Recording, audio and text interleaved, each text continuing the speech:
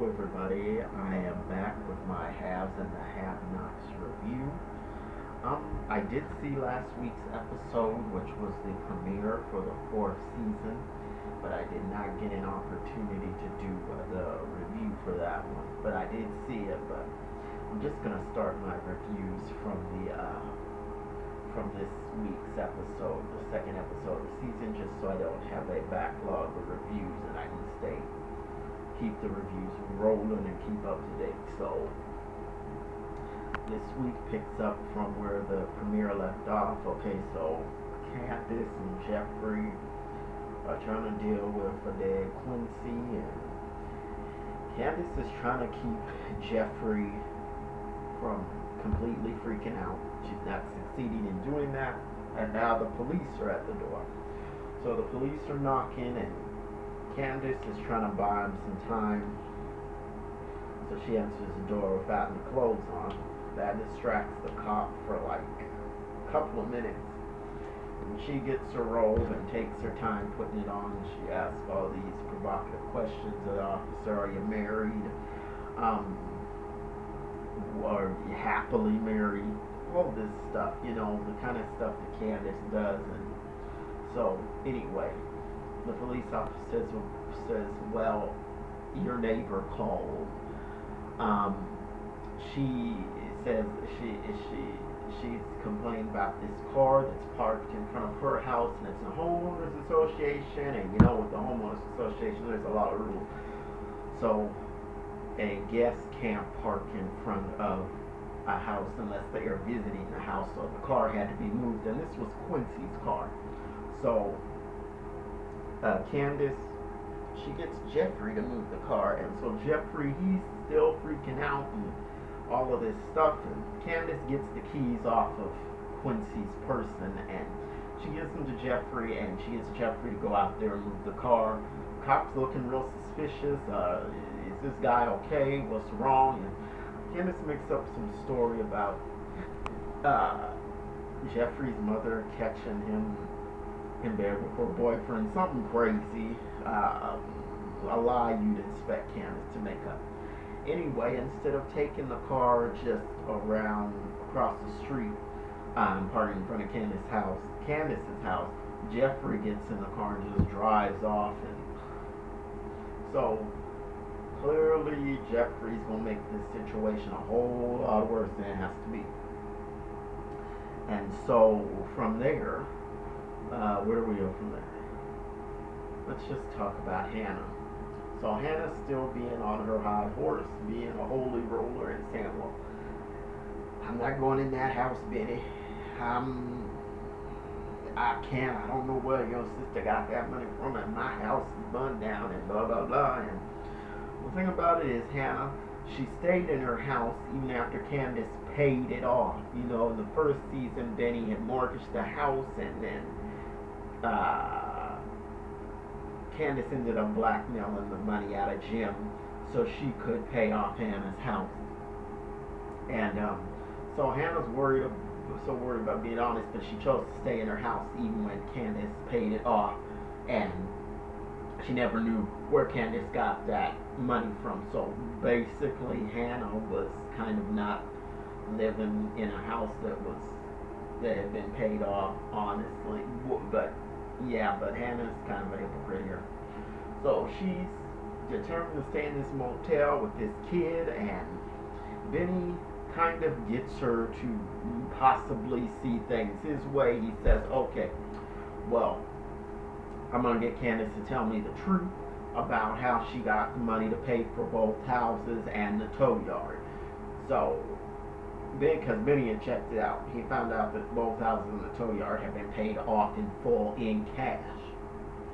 So, he convinces Hannah to, try to find out find out the truth about how Candace got the money to acquire all that property. So from there, let's talk a little bit more about Jeffrey. So Jeffrey, he's just like floating around a mess. Doesn't seem to know what to do. So he goes and he calls Wyatt from a payphone, and Wyatt's at home acting a fool, running around, drinking, getting drunk, and I don't see what the point of that was, because if he's drunk when he has to take a test in order to get his inheritance, that's not gonna help him any. So Wyatt's being real stupid there, and I'm thinking he's gonna have somebody bringing drugs too, so he's being real stupid there. And Jeffrey's saying, I want to come over.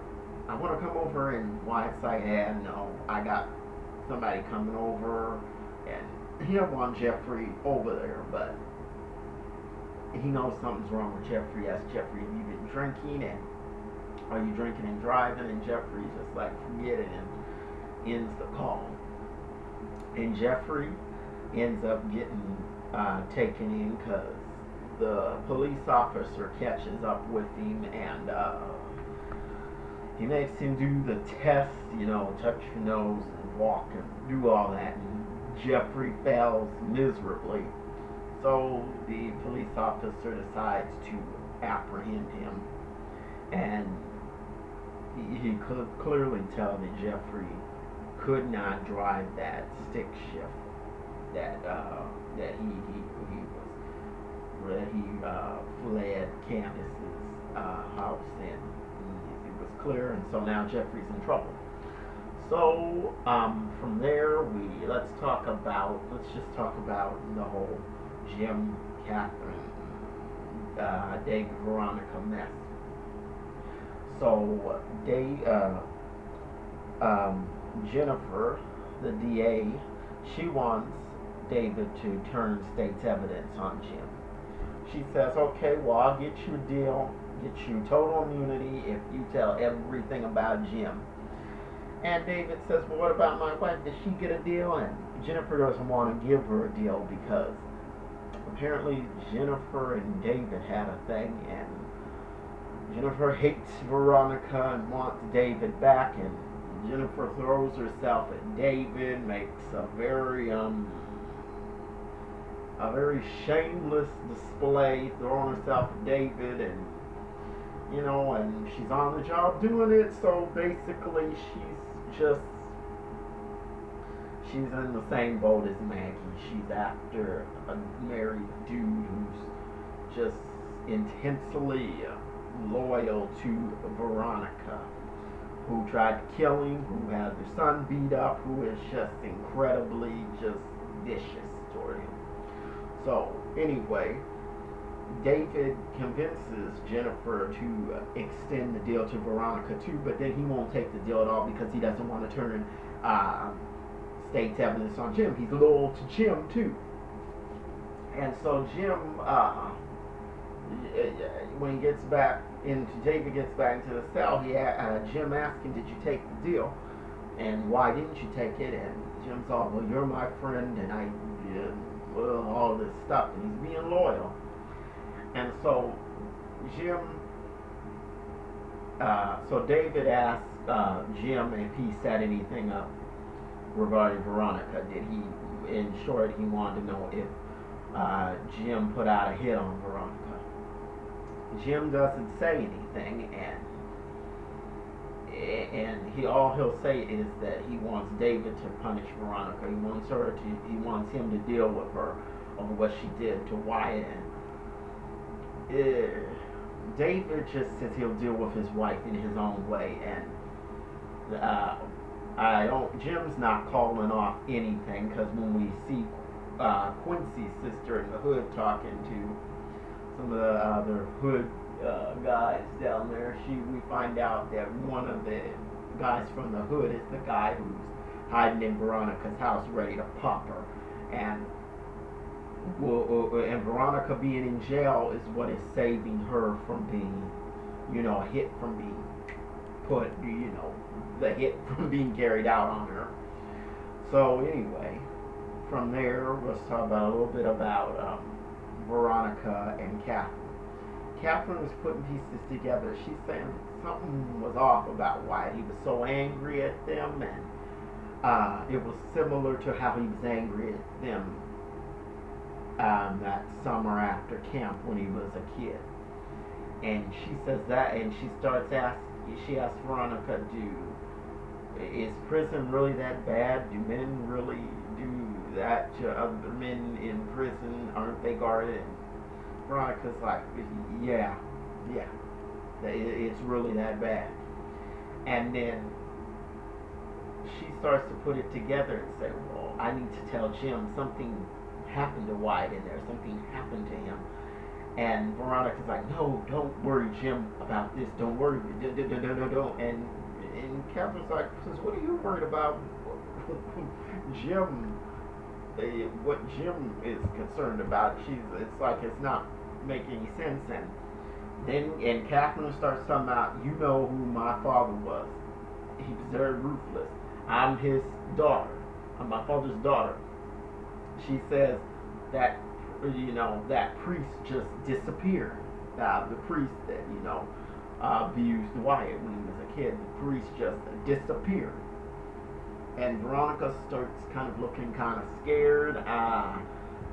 She's not as bold as she usually is, because she can obviously see that Catherine is not a person to be messed with, especially not when it comes to her kids.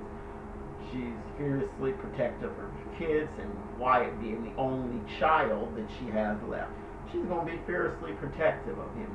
So Catherine knows something happened to Wyatt in prison, and I think she's a little bit suspicious of Veronica, but I think it's going to be a little while before Catherine actually gets the full picture that Veronica was behind Wyatt's attack in prison.